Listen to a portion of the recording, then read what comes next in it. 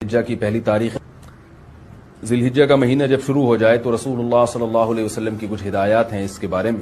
آپ صلی اللہ علیہ وسلم نے صحیح حدیث میں فرمایا کہ ما من ایام العمل الصالح فیہا احب الی اللہ من هذه الايام او کما قال صلی اللہ علیہ وسلم کہ ان 10 دنوں میں اللہ کو نیک عمل بہت زیادہ محبوب ہے. تو یہ جو پہلی تاریخ سے لے کے 10 تاریخ تک کے ایام ہیں ان میں کوئی بھی نیکی کی جائے، روزہ رکھا جائے، تہجد پڑھی جائے، صدقات و خیرات کیے جائیں یا کوئی بھی نیکی کا بھلائی کا کام کیا جائے تو اس کا ثواب عام دنوں سے زیادہ ملتا ہے.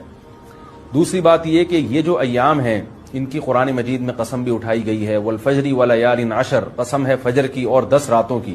تو جمہور مفسرین اس طرف گئے ہیں کہ ان 10 راتوں سے مراد ذی الحجہ کی راتیں ہیں. تو ان کے دن کی بھی فضیلت ہے اور رات کی بھی فضیلت ہے.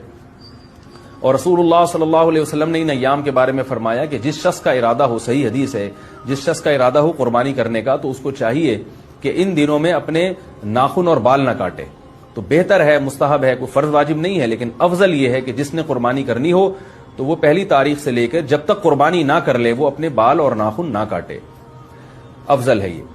اور ایام تشریق بھی ہیں ان میں. 9 ذی الحجہ سے لے کر 13 ذی الحجہ تک ایام تشریق شروع ہوتے ہیں جن میں تکبیرات تشریق ہے، جس میں زور زور سے اللہ اکبر لا الہ الا اللہ اللہ اکبر وللہ الحمد یہ پڑھا جاتا ہے. یہ بھی انہی ایام سے منسلک جو ایام ہیں ان کی فضیلت کی بات ہے. اور 9 ذی الحجہ کے روزے کی ایک الگ سے فضیلت ہے، عرفہ کا روزہ جسے کہا جاتا ہے. تو 9 تاریخ کا روزہ وہ آپ صلی اللہ علیہ وسلم نے اس کی بہت ترغیب دی ہے. تو یہ چند احکام تھے جو ان 10 دنوں سے متعلق تھے.